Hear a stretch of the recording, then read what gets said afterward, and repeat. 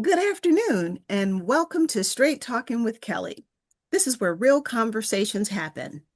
And so, today we are diving into a topic that every woman, no matter her age, should be thinking about living vibrantly through every stage of her life. Did you hear that? No matter your age, everyone should be living vibrantly through their lives. So my guest is the inspiring Bette Vargas. She's an entrepreneur, a health educator, a multi-certified holistic health coach, personal trainer, champion race walker, and USA and global natural bodybuilding bikini champion. At 71, she's redefining what it means to age with power and purpose. Bette helps women prepare for menopause long before it begins through her three keys: mindset, meals, and movement. So get ready for a conversation that will change how you think about health, beauty, balance at every age. Welcome, Bette Vargas.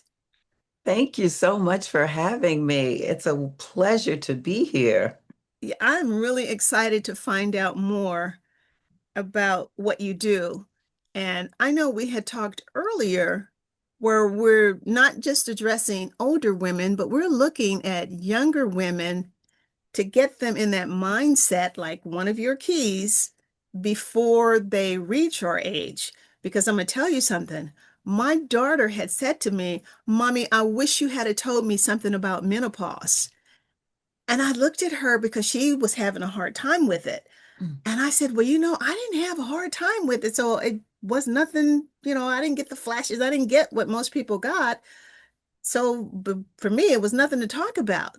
But I did have books. And so I was able to send her that. And she's working her way through it right now. But yes, so this is going to be really important for the younger people. We're talking 20, 30, 40. You guys need to be thinking about this because guess what? We weren't, and it happens. It's So coming. yep. And this way you'll know. So let me explain a little bit of my background with Bette.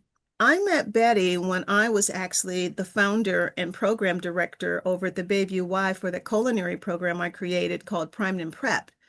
And I would have Bette come over to do nutritional stuff with the kids. And, she would make smoothies and oh my God, they would just light up like nobody's business. So I'll never forget that time, how the joy that you brought. And it was because of Malia Cohen who introduced us, That's right. right? That's exactly right. And that was, being able to keep in touch with the relationship. I think it's fantastic. And to have you here is also Yes. a treat for me.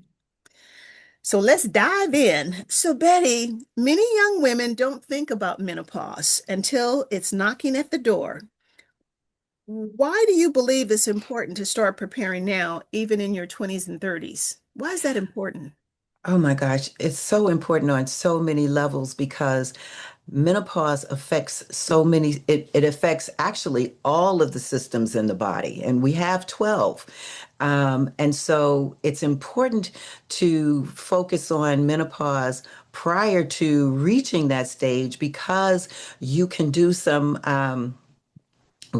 there's work that you can do prior to hitting menopause when your estrogen levels begin to wane, that in preparation for when you actually hit menopause. And being prepared actually helps your journey to be better so that you can move through it with ease and grace. Hmm. For instance, I weight trained before I hit menopause. I was doing lots of different activities, athletic activities, and so my heart was good by the time I hit perimenopause. I wasn't having those issues. My perimenopause can also affect your cholesterol levels. My cholesterol levels were good. I was doing weight training and my bones were really great. So by the time I hit 50, I might have even been older than 50 when I had a DEXA scan which measures my bone density and also my body fat percentage, I was literally in the top 5 percentile of all women everywhere at that age. And women begin to lose bone density in their 30s. So and incrementally after that age. So by the time you hit 50, at 50 and 60, your bone density is really decreasing. So if the sooner that you do weight training, the stronger your bones are, you have that bone density, you're not more susceptible to osteopenia or osteoporosis. So it's extremely important to incorporate these things and a healthy lifestyle in terms of diet. Obesity is another thing that will exacerbate your menopausal experience. Fibroids, these are all of these lifestyle related issues can always be exacerbated or alleviated with a healthy lifestyle as you move into peri and postmenopause. Wow. So now explain this to me. So if you are athletic, basically, or Mhm. you have a regular exercise regime, and I'm sure you got to eat healthy too on top of that. So all of that plays a part in terms of leading to perimenopause. Is that what you're saying? Yes, Okay. yes, Okay. absolutely. Okay. And I'm sure sugar is probably one of the main cripples that actually, because I know for me, even now, if I eat a lot of sugar, I do feel the heat. I feel the heat in my body. And, so sugar is just like, it's so good, but it's poison. It is. And well, there's a distinction between added sugars and natural sugars. And I think Yes. there are people who lump them all together, and that's not true. Good. I'm glad Natural you said that. sugars, Thank you. yeah, the sugars in fruits and your vegetables, because there's a little sugar in some of the vegetables. Is absolutely beneficial to the body. Our bodies need these sugars for energy, but it's the added sugars that are the detrimental to our health. Mhm. So it's the and talking about sugars, we also need to add in salt. Too much salt because we as African Americans, we have a propensity to high blood Blood pressure. pressure. Yeah. So if we're consuming an excess of salt, then that's going to be detrimental to our health. In addition to breads, grains, these are things that you may be able to enjoy when you're younger in your 20s and 30s. But as you get older and start moving through menopause, it's going to be a wrap. Once your body starts changing, all of these things begin to change as well. Because I tell you, when I was younger, I used to be able to eat 2 Big Macs, a large order of fries, and a milkshake. Mhm. So when I was in my teens and 20s, there's no way I can do that now. Bread, I can look at a piece of bread and just blow up. And so it's these types of things. It's spices, hot foods that exacerbate hot flashes. Alcohol. People don't want to hear about alcohol being adverse to your menopausal symptoms, but it is. Mhm. And so, if you have to pick your poison, I got to the point where, and I was resistant. Okay. I was very resistant. My father used to call me his rebel daughter. And I was completely resistant to it. I mean, I was like, I'm gonna beat this. I'm gonna eat the bread. I'm gonna eat the spicy foods. I'm gonna do all the things. And my body just was not having it. And it got to the point where just started listening to my body and said, listen, what's more important to me? Is it eating this substance for a shorter period of time, or is it living healthy and feeling good in my body? And it came to the point where I wanted to feel good in my body, and I cut those things out. And you know what? So that actually was going to be one of my questions, but you already answered it because I was going to say nutrition trends come and go. And so, but what meals and eating habits can you tell for younger people? And you basically just did it. And you know, one of the things that I find interesting is how the food industry has catered to these young people, even little kids eating these hot things, hot Yeah. Cheetos and hot, hot, hot. I've never tried it, but they just look salty and they look hot. Yes. And the sad thing about that, I don't want to get too political, but when you follow the money, you look at who is producing these things, and now more than ever, chemical companies are in the food industry. And that just to me, it drives the way that I consume food now, and it also is a question mark in my mind as to what it is that I am really eating. I did a video on my YouTube channel, Crazy Sexy Menopause, on reading labels because I feel like it's very important. What most people look at is the front of the package, which is all marketing, but it's the back of the package that you really want to focus on if you're buying packaged foods.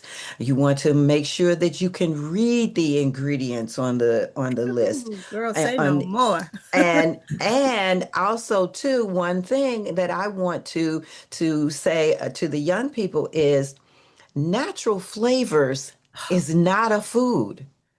When natural flavors is literally what they don't want you to know is No. in the food or Yep. in the food substance. Yep. And Chemicals, so, chemicals, ex chemicals, chemical.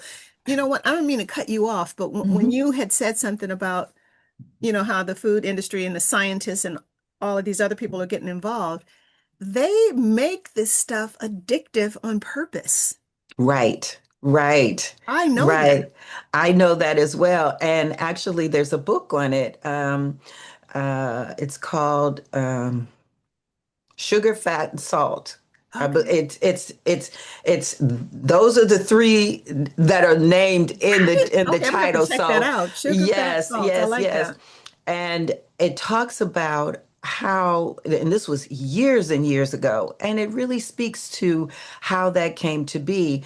And what's very interesting to me is that during that particular time, they hired a man whose job it was to determine the bliss point of foods.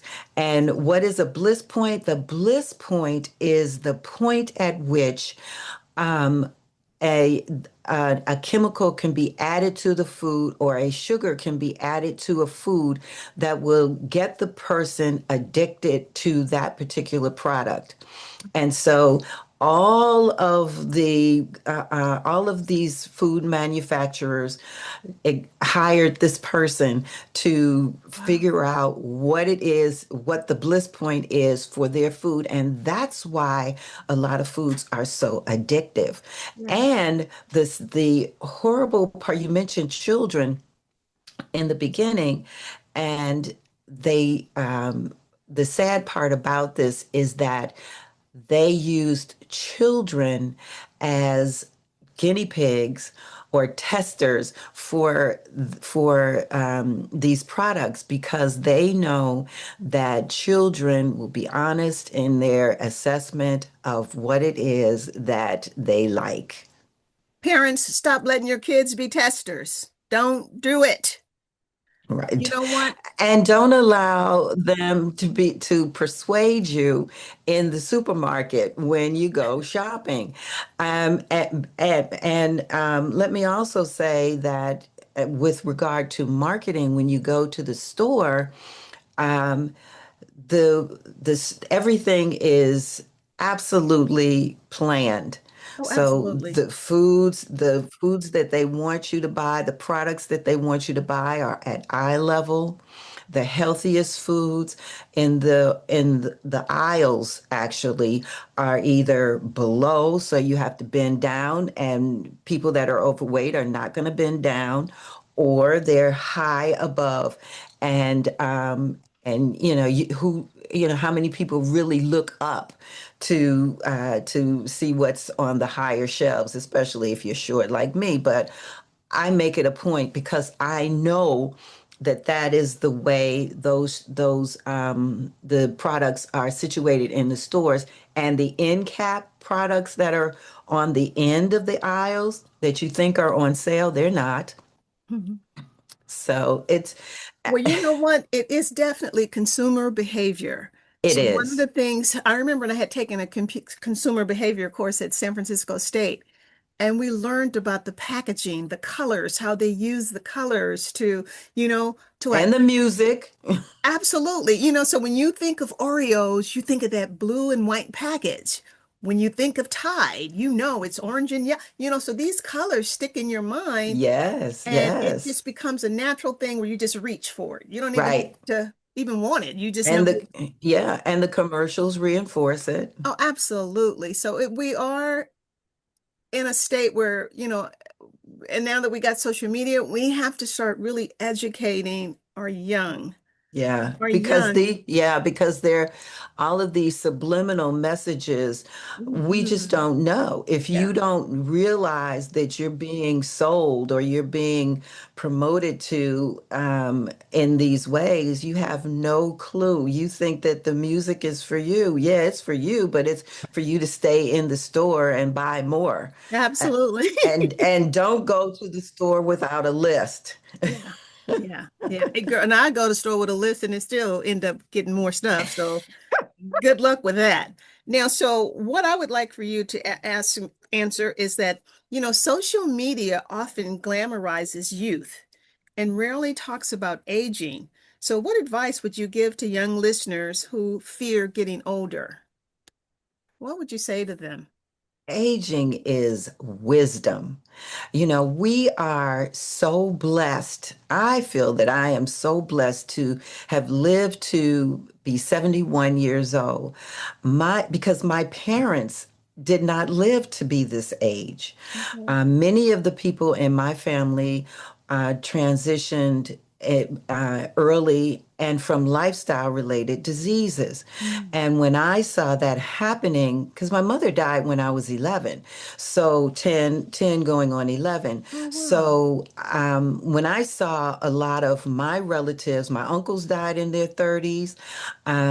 And so, when I was seeing this, I was seeing them, on the medication, taking loads and loads of medication. I knew that that was not going to be my reality, and I was going to do whatever I could to not be that. And so that's what I did. And I began to live a healthy lifestyle. I began to eat foods that were healthy and nourishing to my body. I became a vegan. And that was a process. I started out as a vegetarian or pescatarian, then vegetarian, and now I'm vegan. And so it's a blessing to be the age that I am because, as I said, many people don't make it to this age.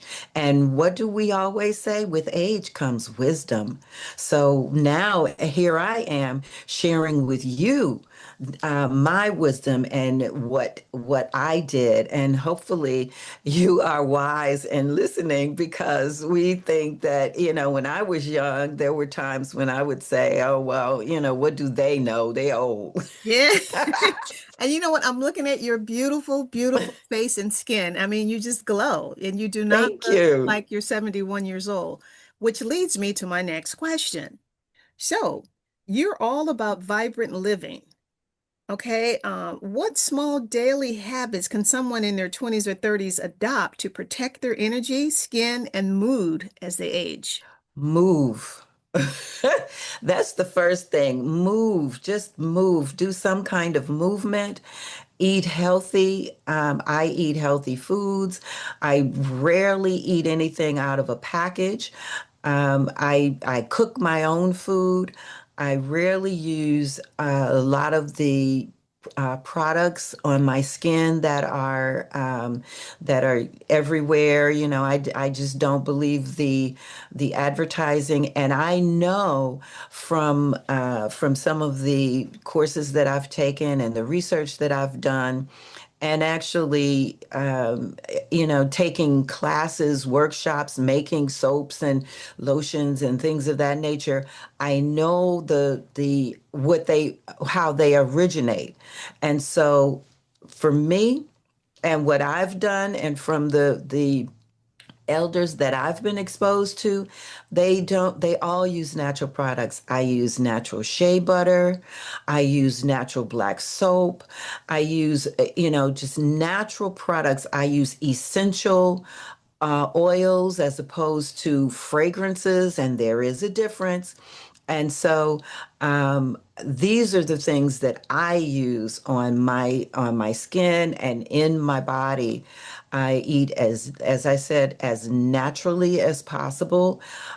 I eat organic where necessary, and I make my own. And this is now see I'm through the years I have gotten really hardcore about it.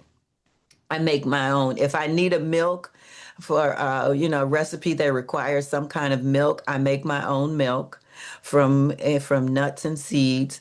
I make a lot of products. I make my quote unquote ice cream. So I love doing these things. I've gotten it to the point where I am, it's natural for me. My children, I have four children and a set of twins, and they are all in their 40s. They've never been sick on any level. I breastfed them. I gave them natural foods instead of baby foods. And so, I made a high speed blender and a juicer my best friends. You And, know what? You sound so much like my daughter because, Tiffany's a chef. She mm, makes her own shampoos, hair conditioners, lotions. yes, She makes tofu. She makes all kinds of stuff. And so yes, when you're talking about yes. the milk, she makes her own bread. She actually has a garden. Matter of fact, when I was back there this summer, everything that we ate was from her garden. All her Yes, vegetables. She eats yes, very healthy, so it's wonderful to see her being the person that she is doing that. And I'm sure yeah, it's a lot to do with that, yes. because she eats way healthier than I do, or I healthier than I had do. a garden and actually fruit trees when I was living in Arizona. I live in the inner city now, and so I don't have access to that, but I do shop at farmers markets first.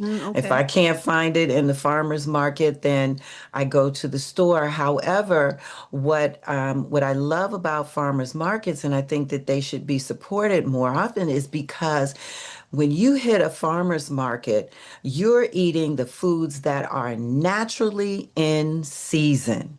Mm. Now that everybody is living everywhere and everybody wants what they want when they want it. Yes.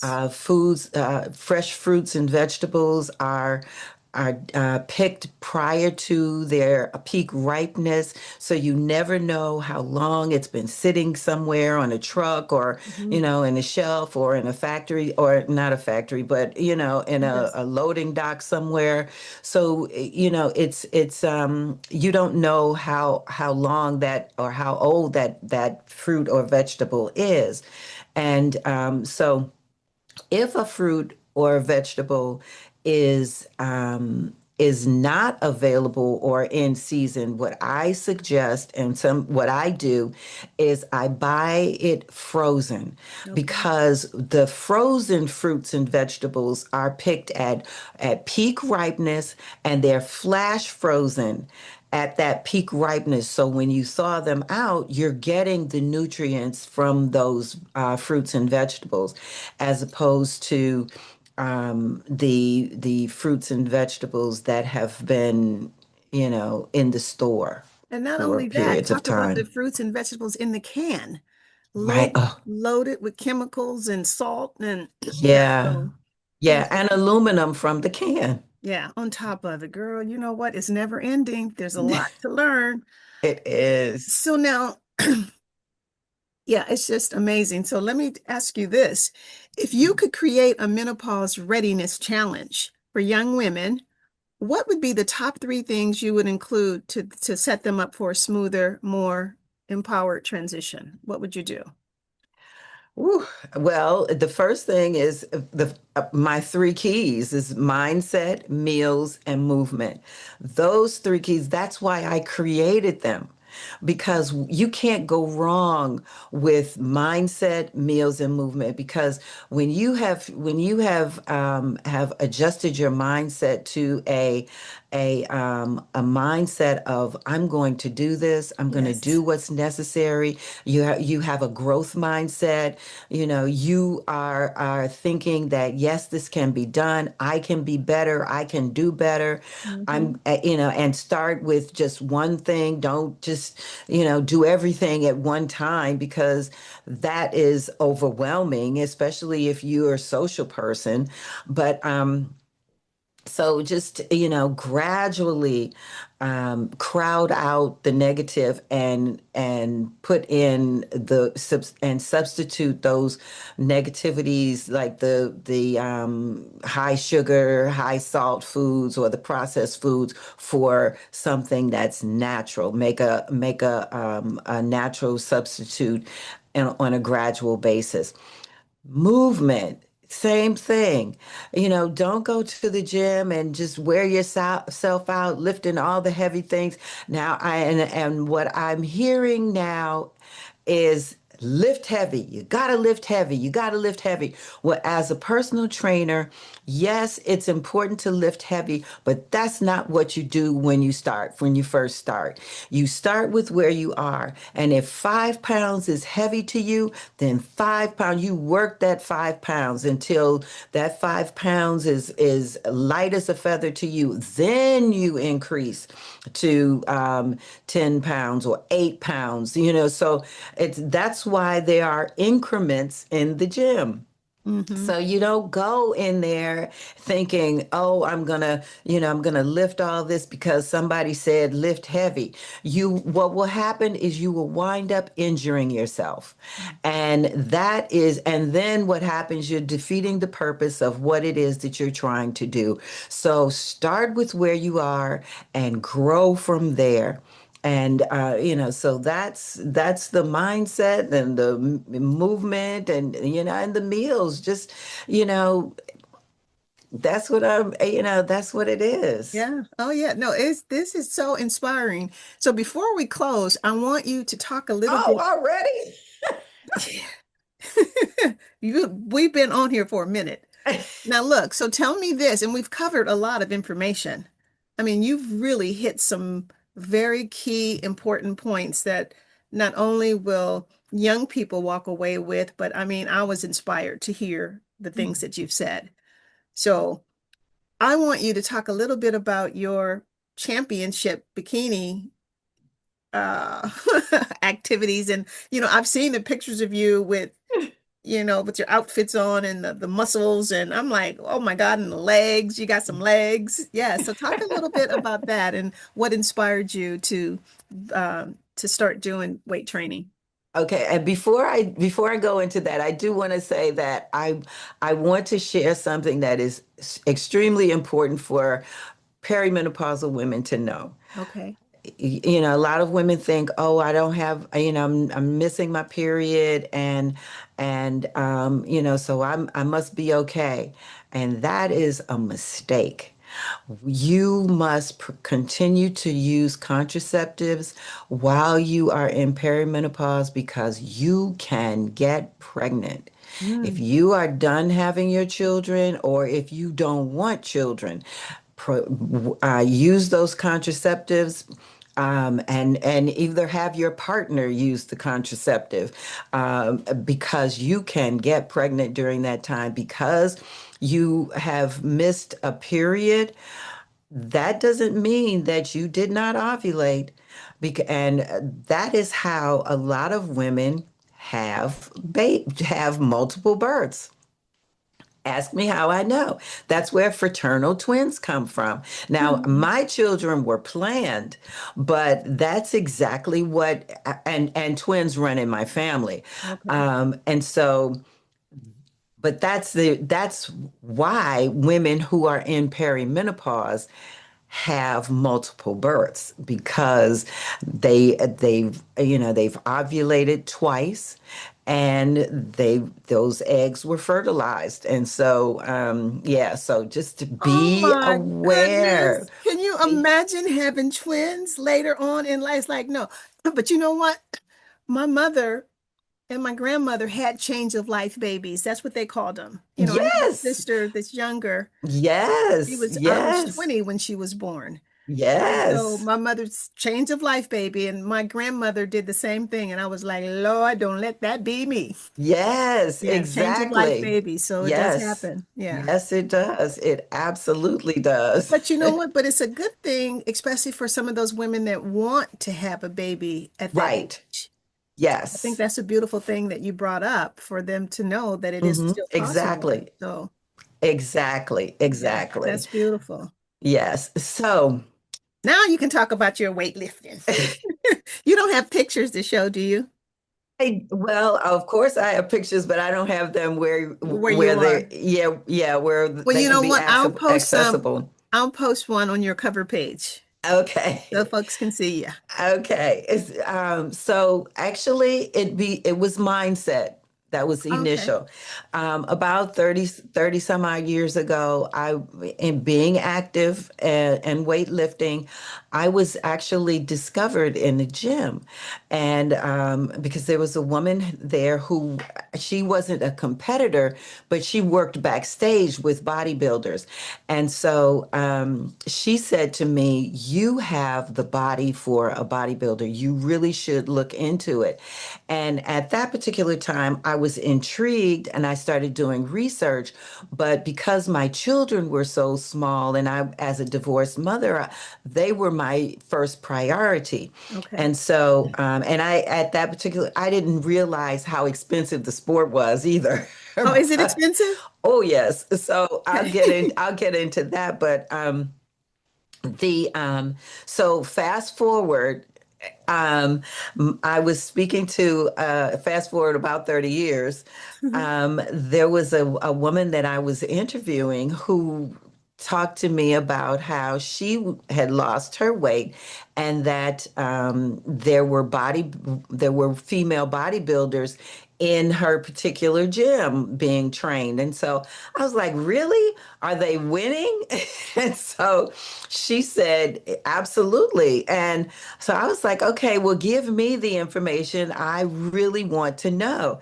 And so I joined this organization. I found out about some of the ins and outs of bodybuilding, and I began to train. And my goal and my mindset was of winning. All right, Betty, we have covered so much information. You've given these young women and older women like myself the opportunity to learn a little bit more about some of the things that we can do to, embrace getting older and preparing for perimenopause and menopause. But now I want to talk to you about bodybuilding because you are a champion at this. How did you get started? Okay. This goes back. The about 30 years ago, I was discovered in the gym where a woman who worked with bodybuilders saw me and was admiring my physique and said that I would do excellent in bodybuilding. Oh, wow. And at that particular time, I was intrigued. I started doing research in terms of what it took to become a bodybuilder. But I shied away from it because my children were younger at the time, and I wanted to, they were my first priority as a divorced mother. Okay. And so, fast forward 30 years, and I was interviewing a young lady who worked out with with a trainer who trained not only, women who were trying to lose weight, but he also trained bodybuilders. And so my question to her was, do they win? Okay.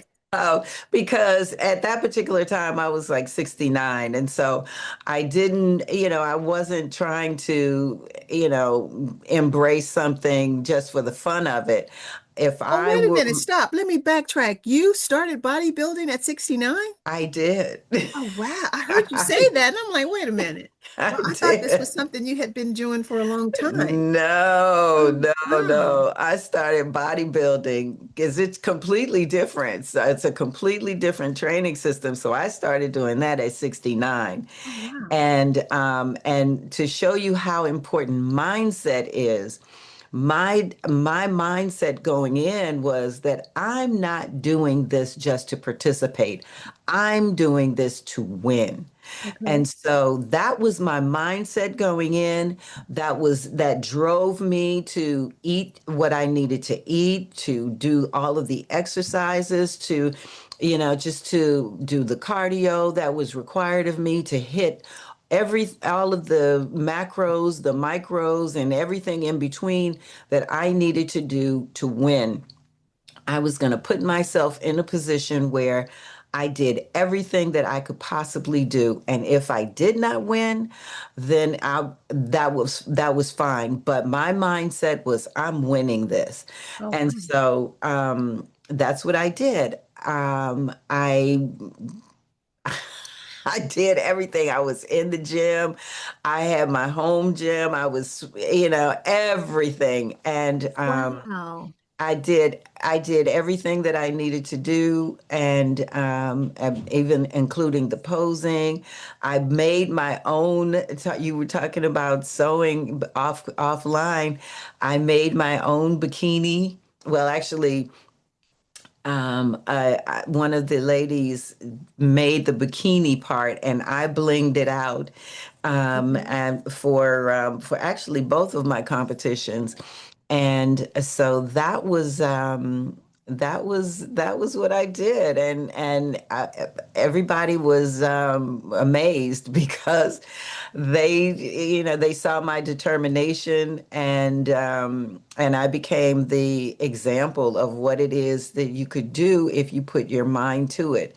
And so I started competing in February, and my first competition was in September, and September, I won.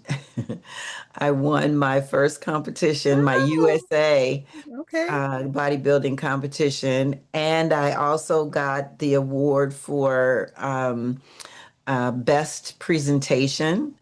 And because I really got in on all of the posing, everything is so disciplined. It is a complete process to all of it. And so I did all that I needed to do. I was in 5-inch heels, and Now tell me this, was it your age category or was it overall? yes, Okay. it was my age category. Okay. And because everything there's a charge for everything. And so I had I thought about it a little bit more, I would have competed in the overall category and in my age category, but my focus was, was basically just being in my age category because each category you have to pay for. So I'm like, you know what? I'm just gonna do my thing, and and keep it moving. 'Cause you was just thinking about winning. I was thinking about winning, and so and I wasn't thinking, yeah, I was just basically thinking about winning. That's really what it was. That's okay. And so then um they were like, everybody was hyped up, and so they were like, you gotta do the Olympia, you have to do the global. And so I was like, oh my goodness. Okay, now I'm going to compete against everybody in the world. Oh, wow. Wow. Was it here in the States or did you have to It was travel? all of the competitions were in Las Vegas. Okay. So I had to travel again, turn around and travel again to Vegas, and so that's what I did. And I won. I won again. And Oh, so it was fun. It was a lot of work. I appreciated my family because they all showed up, all four of my children, my grandchildren, my mhm, sister, my mhm, husband, mhm. everybody showed up to see me. And I told them, I was like, look, just show up for the national one. Because I don't know what I'm gonna do with the global. So because they came from all over, they came from New York, Chicago, Arizona, California. Everybody flew into Vegas to support me, and that was the best. That Wow. was the best ever. Wow. Wow. Yeah, so it was fun. I when I was training, I didn't think about the fact that I was gonna have to, excuse me, parade across the stage in in front of a bunch of stage strangers in a bikini. And Uh, when but wait a minute. I'm sure you got that walk on, didn't you? I most certainly I did. know you did. The Leo came out because I Okay. was like, look, I didn't come this far. Uh-huh. I That's did not awesome. come this far to be shy, Okay. So when I was getting fitted for the bikini, that was when it all kind of like sunk in. And I was like, oh my God, what am I doing? Yeah, but you did it. You went all I the way. That's beautiful. I did. And so my you can't see them, but my medals are back there Okay. I can on just the I can see it just a little bit on the yes, yes, side. yes. Yeah. So yeah, they're back there as a reminder. Whenever I step in my gym to do my workout, they're a reminder of what I have been able to do when I put my mind to it. I like that. And so that was the key lesson for all of it was, again, my three keys: mindset, meals, and movement, how they work together in menopause. It allows you to flourish. And so that was me living vibrantly. Wow. That is so Yeah, beautiful. yeah. It was a dream deferred. It was a dream deferred and a dream realized. Wow. What an empowering conversation with Bette Vargas. She's proof that you can be your best at any age.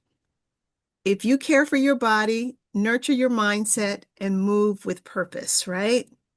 If you enjoyed this episode, don't forget to share, subscribe, and like. This is Straight Talking with Kelly. Thank you for coming. Thank you, Bette Vargas, for being a guest. It has been a real pleasure. Thank you so much. Thank you. Thank you for having me. You're welcome.